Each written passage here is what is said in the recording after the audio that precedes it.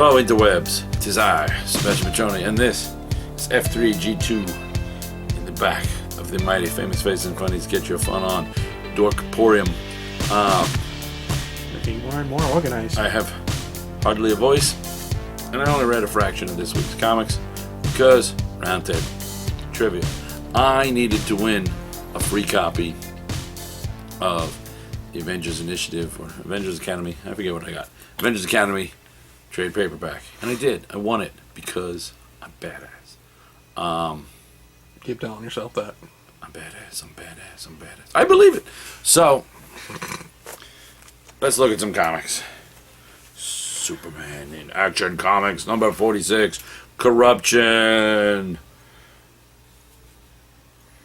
Stuff happens. Superman doesn't have power. He's angry. He's covered in goo.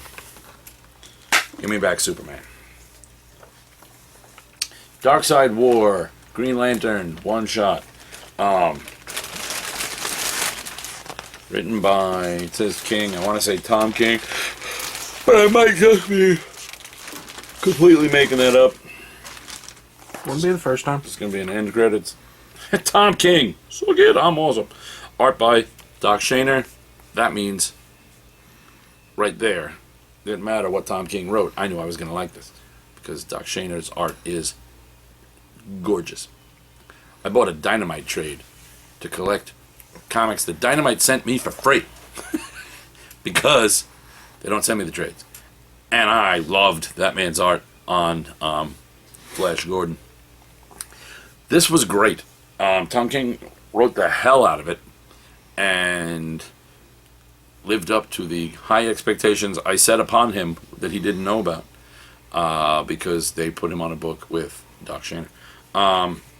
So this is Hal proving that so far of these little books, Hal's done the best job. Batman succumbs completely to the Mobius chair. Superman succumbs completely to the fiery whatever. Flash tries to not succumb to the Black Racer embodiment of death, succumbs to it. Hal, who, as we know, maybe it's because he's had dealings with in the past. You want to throw in the parallax thing. He's fought his way from, that kind of stuff. He's fought his way back from that kind of thing. Maybe it steeled him up a little. I don't know. But in this, he becomes basically like the Green Orion. No, not Orion. The Green Light Ray of the New Gods. And then gives it all up. He's like, no, fuck that. I'm not a god. And it's explained that, how is he able to give it up? Well, the Green Lanterns wield the green ring, and in the emotional spectrum of the DCU, green is will. And he's like, I'm good. And it was great. It was so good. And the art is gorgeous. Doc Shaner should just draw everything. Ever.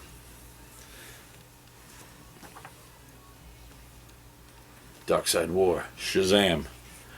Not as good as Green Lantern, but still damn good. These were probably my favorite two of the Darkseid War one-shots so far. In the death of Darkseid, it makes a skip in the magic. The pantheon that gives... The old gods' pantheon that gives Billy his powers gets all sorts of shaken out of whack and is... fucked up, as it were. So the spirit of the wizard quickly hunts down not new gods like Apocalypse and New Genesis new gods, but gets a new pantheon, new set of gods to be the new thing. And the tricky part for him was he still, I guess, had to find gods that spelled out Shazam. So, and he does it, including, interestingly enough, one of them is Hronmir, who, if I remember my DC Comics days of when all superheroes had to yell out an oath to their own deities, with Superman going, great row, and Wonder Woman going, holy Hera, and all that nonsense. I believe it was the Martian Manhunter who, Hronmir, so that was kind of cool. Really well done. Good. Check that out. Captain America, beware Cap Wolf. Sam Wilson, Captain America number 3. He gets turned into the Cap Wolf. And gets ridiculed for it mercilessly by Misty. by Misty Knight. Also, I think we got our first peek at the person who will become the all-new Falcon, because people are making hybrid animal people, and there's a character is introduced. No, they're just people, like you do. It turns out it's the Serpent Society, now calling themselves the Serpent Solutions, and they're like evil marketing people. They're working for like cosmetics, and it happens. And this guy Joaquin Torres gets turned into a he's like a man Falcon. So I'm thinking he's gonna be the all new Falcon. Either way, I'm good with it. Secret Wars 2, a Marvel Comics non-event. That's true. I read this, and starting with the first story, it tries to get too clever, and in the end, it's like acting when you can see the actors acting, or special effects when you can see the string. You could see it trying to be clever instead of just being clever, and I lost interest. Star Wars, nothing but Star Wars. Those near and far wars. Ba-da-da-da. Star Wars number 12. Everybody gets a lightsaber. It's lightsaber Christmas. Han gets a lightsaber. Luke gets a lightsaber. Leia gets a lightsaber. Chewie gets 2 lightsabers. Because an EMP takes out all the guns and the lightsabers. R2 starts just whipping out lightsabers. Really, really good issue. Beautiful art. Wonderful story. Oh, it's fun. Vader Down. According to this, I loved this, and I love the concept. But according to this issue, Jason Aaron has now made it so that I don't understand why the Empire lost by the end of Jedi, because apparently if you just let Vader use the Force while he's in the TIE fighter or walking around he doesn't need an army. I don't know why they have all these damn stormtroopers. Vader's like wiping shit out, just like using the Force in space. So it was really good, but at the same time had a touch too much Deus Ex Machina. Spider-Woman, she's pregnant and she won't tell you who the baby is. And if Captain Marvel tricks Tony Stark into asking, while Jessica's talking to Spider-Man, you'll see Spider sense tingle, because he realizes there's danger, and then she'll beat up Tony Stark. Yeah, she'll beat up Tony Stark. I like this book. It makes me sing. I really like... Here's a sentence you never thought anybody'd say. I love the use of the porcupine. Porcupine went from just a Q list villain to a great supporting cast, substitute hero. I love it. I love him. I love Ben Urich because he's Ben Urich. Spider-Woman. Yeah, sometimes people get when they do all the they changed their uniform, they changed the style of the book. Now they've gone this whole new direction of single mama, and you know what? I'm loving it. It's good, and it's not that forced quirky. It's just good. Thor was really good and made me sad. Is Thor number 1, the Mighty Thor number 1. Jane as Thor. You get Volstagg. You get Cancer. You get Heimdall. And the one thing that disappointed me was Loki, because they made him bad again, and I was digging him kind of on the fence. And also while the art is mostly gorgeous, I don't know if it's the penciling or the inking, but either way, I guess it's the same guy doing it. Russell Darman is great on art, not so great at facial hair. Loki literally looks like he cut off his own pubes, put glue on his face, and then went like this in them. That's the only thing. Yeah. Just kind of threw me off. It's not. I mean, I like the look of Loki of everything up to the facial hair. Beard. Yeah, I mean, I don't know. It's got like a plague. Starlord #1.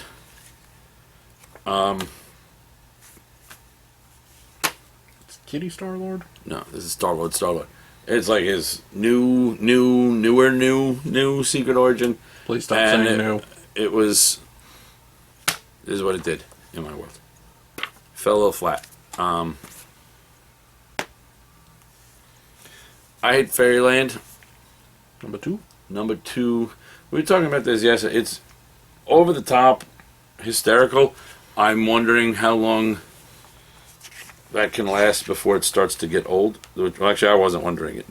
That seed was planted in my head by Craycroft. Rick and a couple of the others that own that were working here yesterday. They were talking about some stuff. It's fun, irreverent.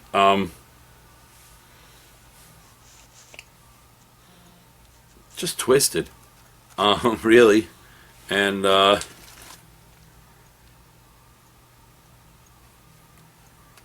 she's a 37-year-old woman trapped in the body of a child, which is because she's been in Fairyland.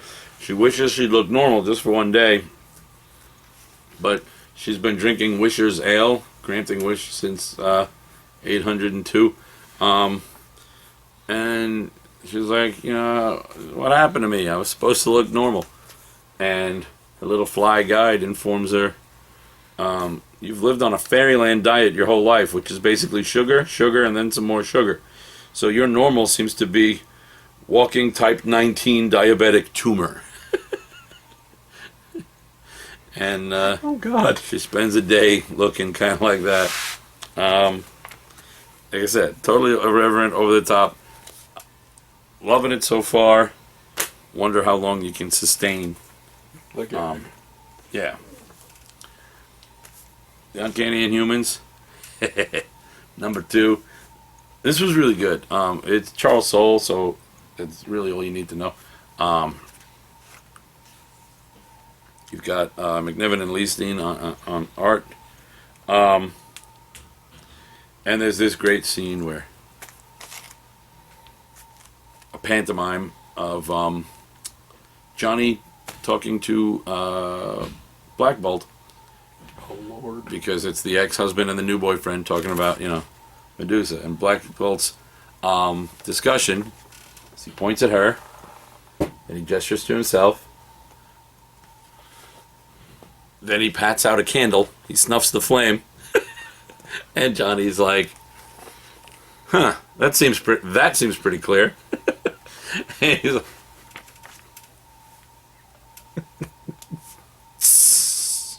walk away. And Johnny's like, Ill intent. Bizarro #6 is the worst comic ever created. Why? Because it ended. Because the only way this is the worst comic ever, this worst comic ever, is if you're speaking Bizarro. Because this worst comic ever. Me hate it so much, no love it, me no excited to order trade. You done? No. It's the greatest comic ever. I ordered the trade. I'm dying. I ordered the shirt, and this store got shorted, and I never got one, and I'm pissed at the universe because universe, I need this Bizarro shirt. I hate you all so much. Thank you. Rat Queens. Interesting twists, interesting turns. Everybody's in the Mage City. And of course, never, ever, ever go against your dwarven common sense and end up going steampunk sledding with a stone smidgen. Uh, Because you might... that's just not ending well for anyone. Of course. You might find more than you bargained for at the end of your sleigh ride. Secret Six, number 8.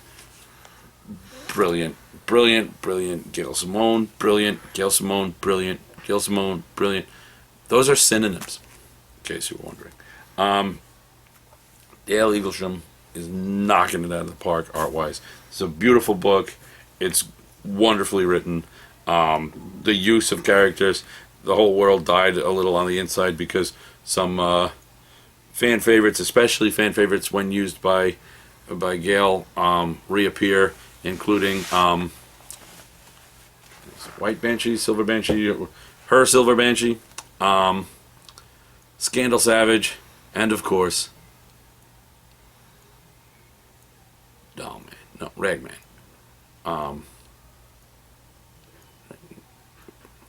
What the hell's the little clown guy? Why do I never remember his name? And, Ragdoll. Ragdoll, thank you. I knew I had Doll and Rag, and it's too many character names. But you know you're in dire straits when you go to the three of them for babysitters. Good lord. Well, they're babysitting Black Alice, so really it's hard to decide who to feel bad for. But they're on a mission ostensibly to save Black Alice, but really being used to kind of unleash Cthulhu on the DC universe. Because Gail Simone is never afraid to up the ante. Nope. Green Lantern Lost Army. Number 6. You limp? It's over. Stupid, stupid DC. This book was beautiful. This book was so well written. Yeah, we're going to get now, what's it called? Green Lantern Core Edge of Oblivion. But it won't be written by Cullen Bunn, and it won't be drawn by Jesus Saez, so I really only half care. I'm surprised you care that much. It's Scott Guy Gardner. Fair enough.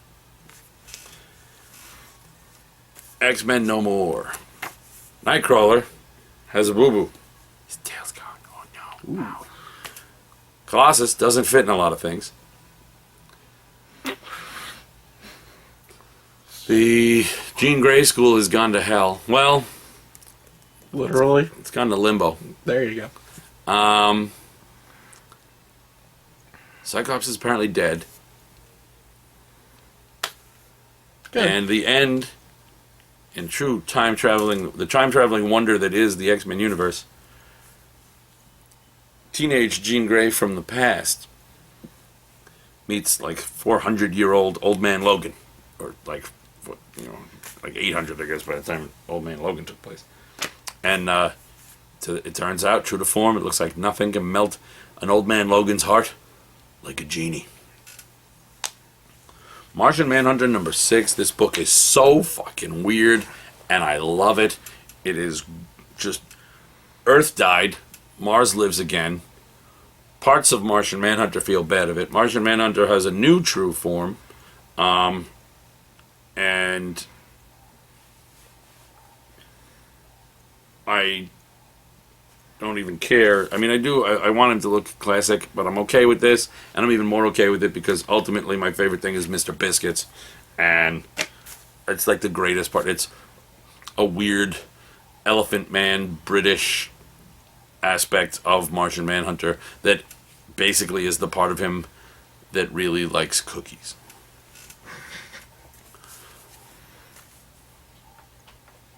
I can't help but feel that there's another shoe waiting to drop, but so we know I have a love-hate relationship with Mark Millar.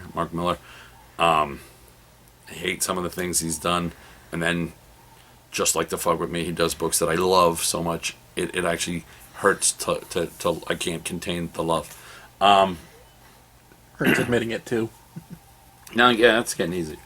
But this book was so good and so uncharacteristically positive and uplifting. It leaves us with an ending that could start to lead to more Mark Millar-esque territory, but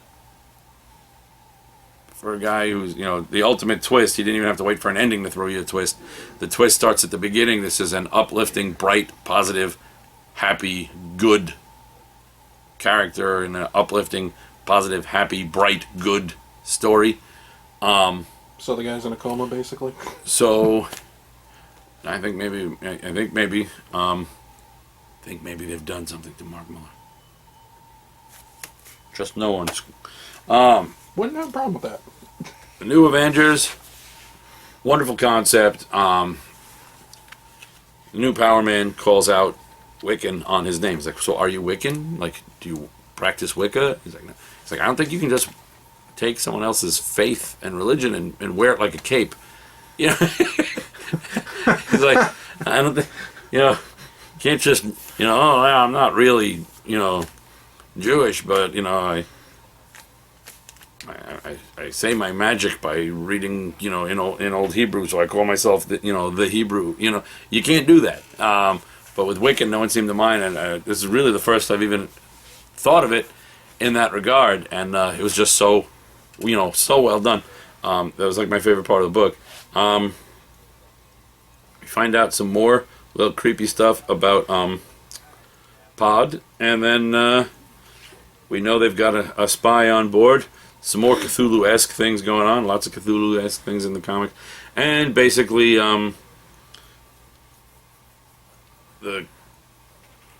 Krees and a weird little offshoot of Krees and Skrulls that have been waiting for the half Kree, half Skrull Hulkling. They kidnap him into space. He pulls a sword out of a magical light and is basically now the King Arthur of the Kree Scroll Empire, which is always cool. And the final book that I read this week was Paybacks, which gives us the secret origin of, this is number 3, this gives us the secret origin of the current misadventure, which will rattle your teeth, especially if you are Night Knight, who is apparently in a relationship with a woman called the Knight. The little meet the team things continue to change and be ever hysterical, including the Soviet nunchuck. Turnons include Silence, Winter, Wesley Snipes Films, Wesley Snipes. Emery Rains, team leader. Turnoffs include Compound Interest, Annoying British Men, The Sun, Patriots fans. Misadventure, pretty in the way that a mushroom cloud is pretty. Driver, perpetually in a state of over it. Turn-ons include Shut Up. Night Knight has a girlfriend. Her name is the Knight. They're still technically together, but it changes day to day. Blood Pouch. Harold doesn't know he's hot, and that's what makes him hot. Ticklish and violently so. Skisquatch doesn't use deodorant, but oddly smells great, like fallen leaves and morning dew. What the hell? Target, the Matador. Spanish lady killer, heart of a bull, strength of also a bull. Target, Fast, the crazy Cairo cat queen. Dr. Black, if you have to ask, you'll never know. Mm-hmm. And the Antiquarian, villain turned goodish. He works in the vast warehouse in the van, cataloging repossessed items. So, and Mr. Pierce is still classified. This book is so good, it's also so good. And on top of that, it is so good. And that's all I read this week. So, anything else you want to find out about, you're going to have to go to the comic store, read some stuff on your own. You can do it. Have faith in you. Sound out the big words.